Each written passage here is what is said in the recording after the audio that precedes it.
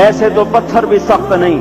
عطا اللہ شاہ بخاری کہا کرتے تھے، اے ہندوستان والو، تمہیں اتنا قرآن سنایا کہ میں سر کو سناتا تو صبا بن جاتی، میں پتھروں کو سناتا تو موم ہو جاتے، میں دریاؤں کو سناتا تو طوفان تھم جاتے، اور میں موجوں کو سناتا تو ان کی طغیانی رک جاتی۔ پتہ نہیں تم کس مخلوق، کس چیز سے بنے ہو، کس خمیر سے بنے ہو، تمہارے سینوں میں دل نہیں ہے، پتھر ہیں، اور پتھر سے بھی زیادہ کوئی سخت ہے۔ اشد قسوة من الحجارہ، پتھر بھی اللہ کی حیبت سے لرزتا ہے اور کانپتا ہے، پر تم کون سے انسان ہو، کیسے سینوں میں دل لیے پھرتے ہو کہ 5 دفعہ اتنا بڑا بادشاہ تمہیں پکارے، حی علی الصلاۃ، حی علی الصلاۃ۔ ایک تھانے دار پکارے گلستان کالونی کا کہ تمہارا سمن ہے آ جاؤ، تو سر پہ پاؤں رکھ کے بھاگے۔ ڈی سی پکارے تو کام چھوڑ کے بھاگے، اور تمہارا زمین آسمان کا بادشاہ تمہیں دن میں 5 دفعہ پکارے اور کانوں پہ جوں نہ رینگے، اور 8ویں دن مسجد کو آ رہے ہوں۔ کیا 8ویں دن کھانا کھایا ہے؟ کیا آج ہی پانی پیا ہے؟ کیا آج ہی چائے پی ہے؟ یہ ایسی جفا اپنے آپ سے کرتے، شیطان سے کرتے، ملک و مال سے کرتے، اپنی دکانوں سے کرتے، یہ بے وفائی اللہ سے کیوں کی ہوئی ہے؟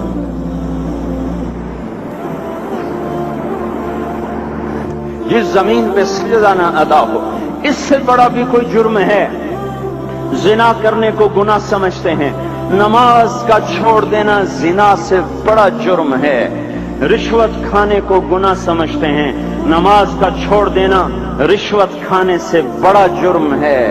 قتل کرنا بڑا گناہ سمجھتے ہیں، نماز کا چھوڑ دینا قتل سے بڑا جرم ہے۔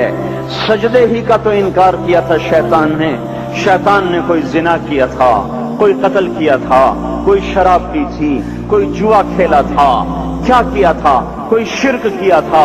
شیطان سجدے کا انکاری ہوا، ایک سجدے کا انکار کر کے وہ ہمیشہ کے لیے مردود ہو گیا۔ اس مسلمان کو ہوش نہیں ہے جو روزانہ دن میں 5 دفعہ 20 سجدوں کا انکار کیے بیٹھا ہوا ہے، اور پھر آرام سے روٹی کھاتا ہے، آرام سے چائے پیتا ہے، اور آرام سے کہے لگاتا ہے، اور آرام سے اخبار پڑھتا ہے، آرام سے بیوی کے پہلو میں لیٹتا ہے۔ ایک سجدے کا انکار ہو کر شیطان ہمیشہ کے لیے مردود ہوا۔ جس نے فجر کا انکار کیا سجدوں کا، پھر ظہر کے سجدوں کا مذاق اڑایا، پھر عصر کا مذاق اڑایا، پھر مغرب اور عشاء کا مذاق اڑایا۔ گھر میں نماز پڑھنا بھی چلو نہ پڑھنے سے تو بہتر ہے، پر یہ بھی نماز کا مذاق ہی ہے۔ اور 8ویں دن سر پہ ٹوپی رکھ کے آیا۔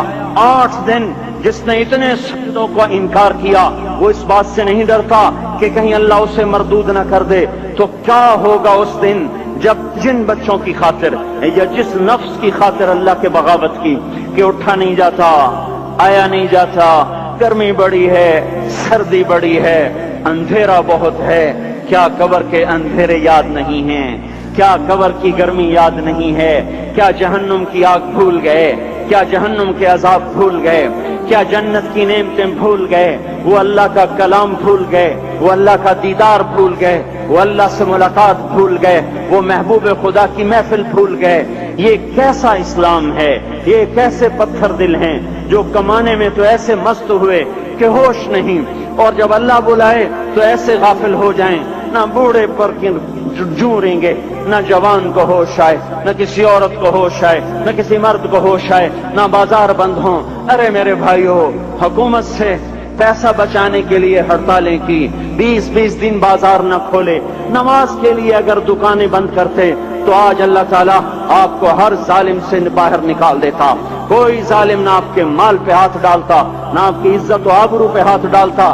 دن دہاڑے ڈاکے پڑے، کیوں پڑے؟ کہ ہم باغی ہو گئے، ہم نے اللہ سے بغاوت کر دی۔ کیا جمعے کے دن صرف اللہ بلاتا ہے؟ یہ جمعے میں اتنے کیوں آتے ہیں اور باقی دنوں میں کیوں نہیں آتے؟